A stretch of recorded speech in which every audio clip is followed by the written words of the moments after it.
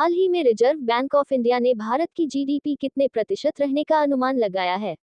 Option A 6.3%, option B 6.4%, option C 6.5%, option C D 6.6%। Correct answer.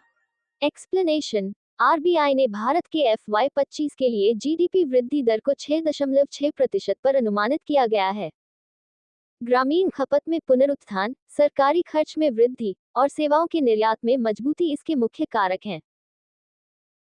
हालांकि FY24 की पहली छमाही H1 FY24 में 8.2% की वृद्धि के मुकाबले FY25 की पहली छमाही H1 FY25 में ये घटकर 6% हो गई है। हाल ही में भारत का रक्षा निर्यात कितना हो गया है? Correct answer. एक्सप्लेनेशन। भारत की रक्षा निर्यात में अद्वितीय वृद्धि देखी गई है, जो पिछले दशक में केवल 2000 करोड़ रुपए से बढ़कर अब रिकॉर्ड 21,000 करोड़ रुपए तक पहुंच गई है। 29 दिसंबर 2024 को रक्षा मंत्री राजनाथ सिंह ने महुछावनी में स्थित आर्मी वॉर कॉलेज AWC के दौरे पर यह महत्वाकांक्षी लक्ष्य रखा कि 2029 तक रक्षा निर्यात 50,000 करोड़ रुपए तक पहुंच जाएगा। हाल ही में निम्नलिखित में से किस उपक्रम को उत्तम कार्यस्थल का सम्मान प्राप्त हुआ है? Option A GAIL, option B SAIL, option C DRDO, option C D Cochin shipyard. Correct answer. Explanation. Steel Authority of India Limited SAIL ने एक महत्वपूर्ण मील का पत्थर हासिल करते हुए जनवरी 2025 से जनवरी 2026 तक के लिए ग्रेट प्लेस टू वर्क के रूप में पुनः प्रमाणन प्राप्त किया है। ये प्रतिष्ठित पहचान Great Place to Work Institute India द्वारा दी गई है और यह सेल का दूसरा लगातार प्रमाणन है, जिसे पहले दिसंबर 2023 से दिसंबर 2024 तक के लिए यह पुरस्कार मिला था। ये प्रमाणन सेल की सकारात्मक कार्य वातावरण बनाने, विश्वास को बढ़ावा देने और अपने कर्मचारियों को नवाचारी HR प्रथाओं के माध्यम से सशक्त बनाने की प्रतिबद्धता को उजागर करता है।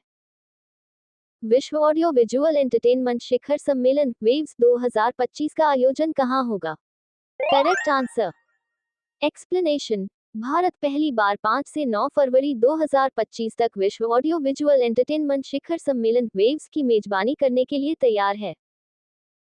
यह महत्वपूर्ण कार्यक्रम नई दिल्ली के भारत मंडपम में होगा और इसका उद्देश्य भारत को मीडिया के लिए वैश्विक केंद्र के रूप में स्थापित करना है।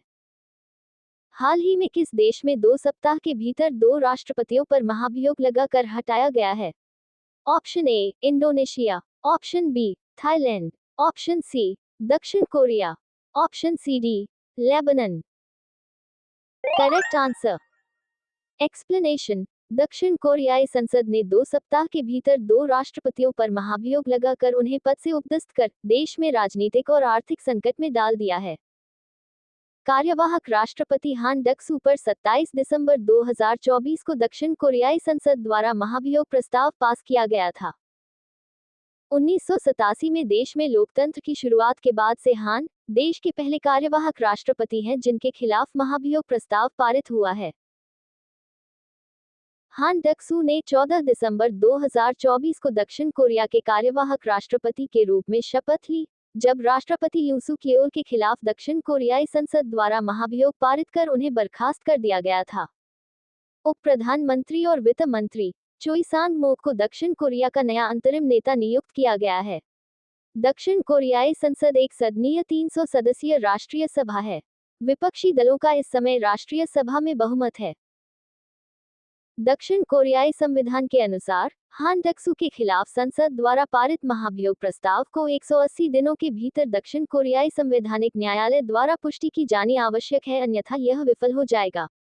हाल ही में किस देश में तमु लहोसार पर्व मनाया गया है? Option A Nepal, option B Bhutan, option C Sri Lanka, option C D Vietnam. Correct answer. Explanation. Nepal में तमु लहोसार पर्व हाल ही में मनाया गया है। हाल ही में CRPF के महानिदेशक के रूप में किसे नियुक्त किया गया है?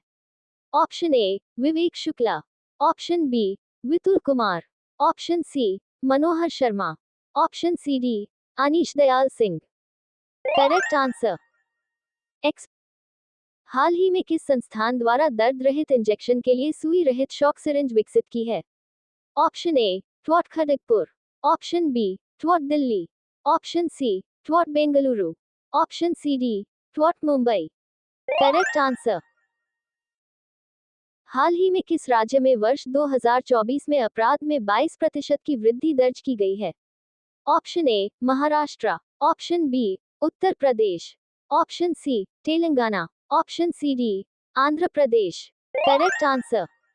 एक्सप्लेनेशन। तेलंगाना में 2024 में अपराध दर में 22% की भारी वृद्धि देखी गई और पुलिस ने 1,69,477 मामले दर्ज किए।